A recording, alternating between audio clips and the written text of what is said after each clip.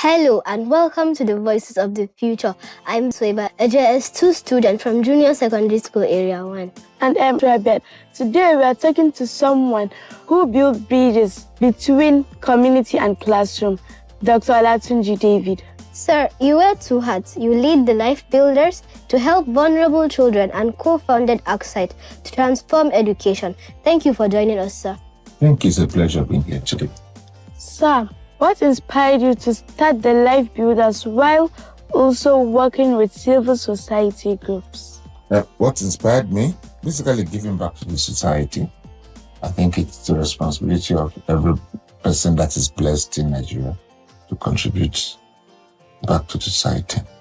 Many don't understand what civil society does. How does ArcSight fight for students like us?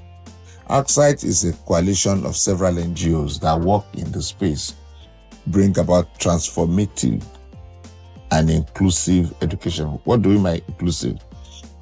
Inclusive education is an education that includes the girl child, the underserved, the vulnerable, like in the corner, we call them the Almanjiri. In the southwest, we call them Omogofe. In Lagos, we call them area boys or street children. So they have different names in different. So ArcSight goes to all those places and make sure that all those people come back to school, and we help them to develop skills. ArcSight will help you to become a responsible citizen of Nigeria. But we help government to help you. Thank you, sir. How do you convince policymakers to listen to grassroots needs? The policymakers are civil servants. Now, the civil servant works with politicians. So what ArcSight does and what civil society does basically is to be a pressure group. So several times we work with the Houses of Assembly, we work with the House of Representatives, we work with Senate. Commission was birthed to address the peculiar need of those categories. So civil society, if there's a health challenge, civil society work in that space to call the attention of government to the needs in the community. Sir, can you share a win from the Life Builders? Life Builders in the past 11 years have transformed almost 4,000 lives. So I can take you on the street of Abuja, Zamfara, Katsina, Lagos, and Ogun State, and I can show you children who were picked on the street.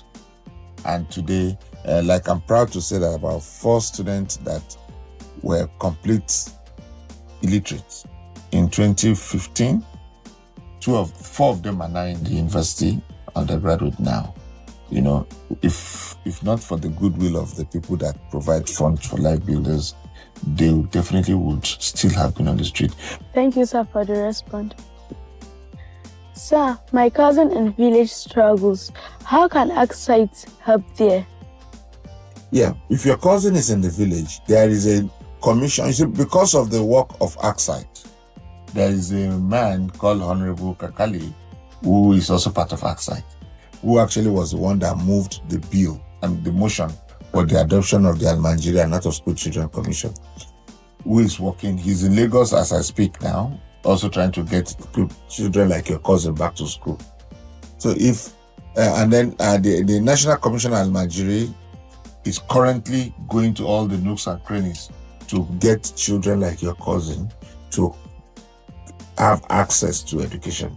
And I must also say, because this current government is also interested in education, the courtesy of the goodwill of the Minister of Education, the President, and the pressure from the civil society space.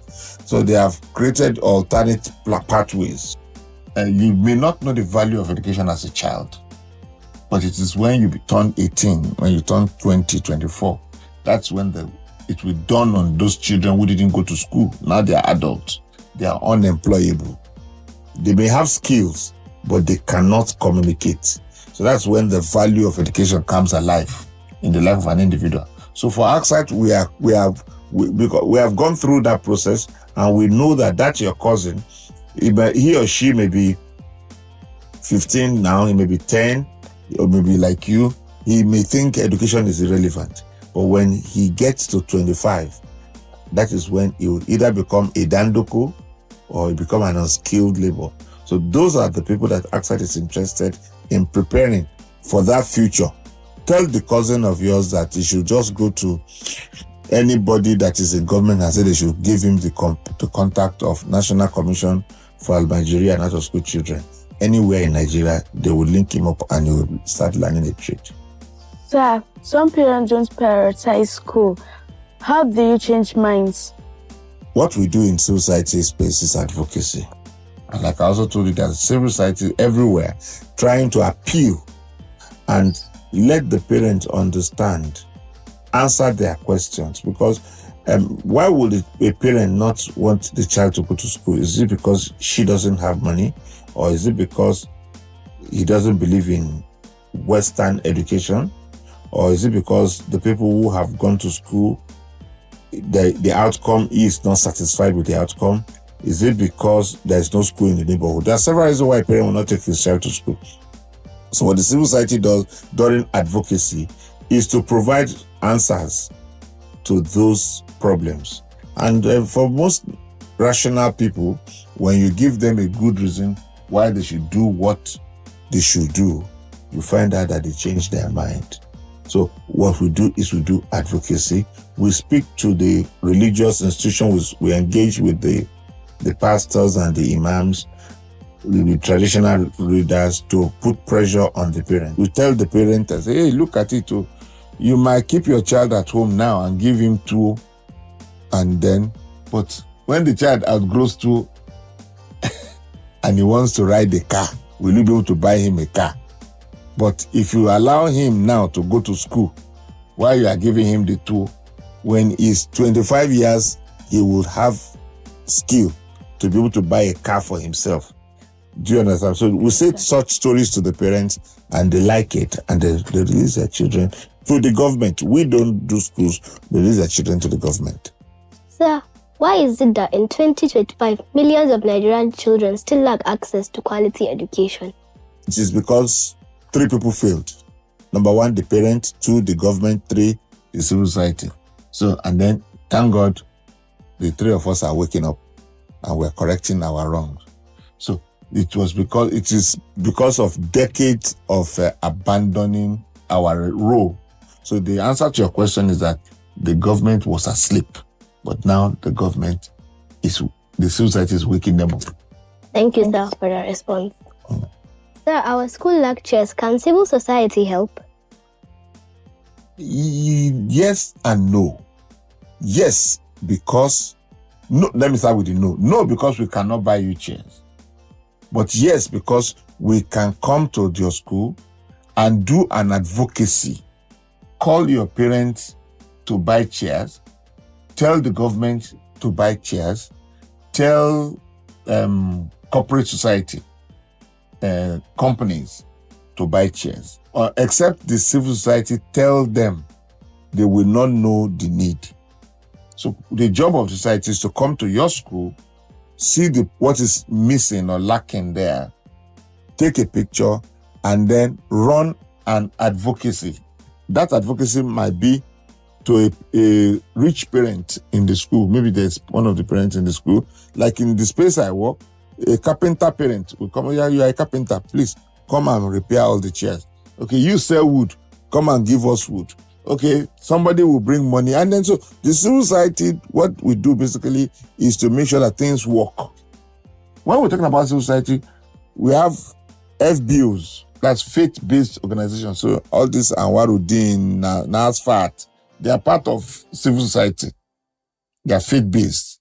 We have Caris in the Catholic Church. There are several, we have Redeem. There are several groups. There are still people helping to ensure that system works.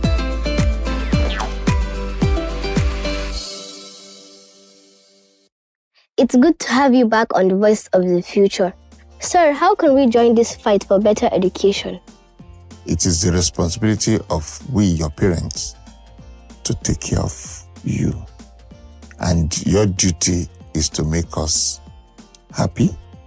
So by reading your book, by not being truant, you will make the work. Because most of the furniture that are destroyed in the school, they're destroyed by you children. So stop destroying the furniture. Sir, Yes, please. your one message to Nigerian leaders on education. Oh, okay. My one message to Nigerian children education is that education is the future of Nigeria, and therefore it deserves all the attention that we can give to make Nigeria great again. Sir, how do you ensure children with disabilities aren't left behind? Part of the advocacy of ACSITE is to ensure that children with disability are not left behind by providing amenities, making sure that the schools are user-friendly for all concerned. So if your child is deformed in any way or has a disability in any way, don't hide him or her. Bring him out so that help can come, because there's ability in disability, and that's our message.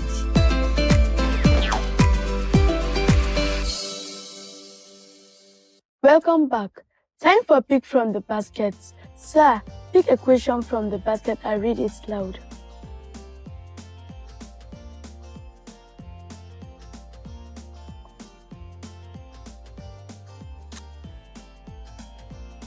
This one says, if education activism was a Nigerian dish, what would it be?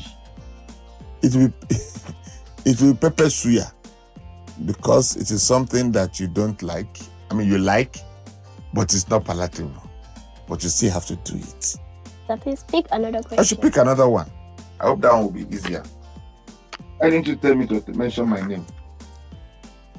Okay, this one says, what's one small win in your work that made you dance? Oh, there is this boy, Badamosi. Badamosi was an Almajiri, and I put pressure on him to come to school. Today, Badamosi is in government senior secondary school in Gariki, and the last time I saw him, I was so proud of the man that he's turning into. He still has his Quranic recitation inside his mind, which he still does. But now, unlike before that he was walking about with plates, he's now a boy that wore a white shirt and a long trouser and is looking so handsome. So every time I look at him, he looks at me, he remembers the first day I met him. And he always comes to greet me. I'm so proud of him.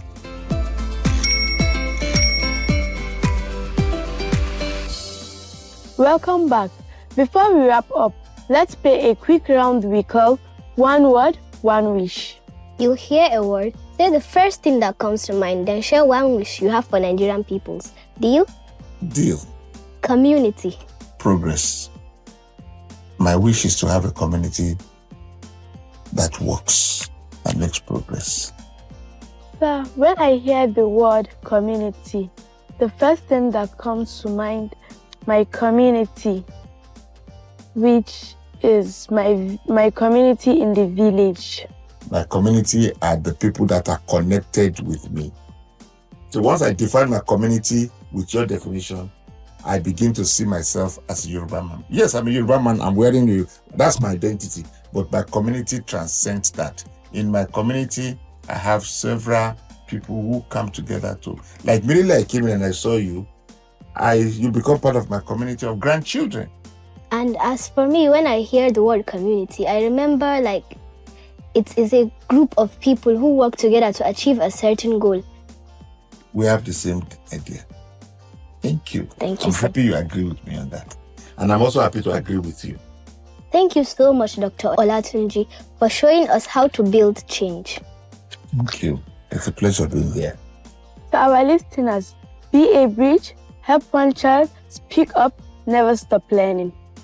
And remember, the future of education isn't just about buildings and books, it's about us, the learners. Education is freedom. Let's fight for it together.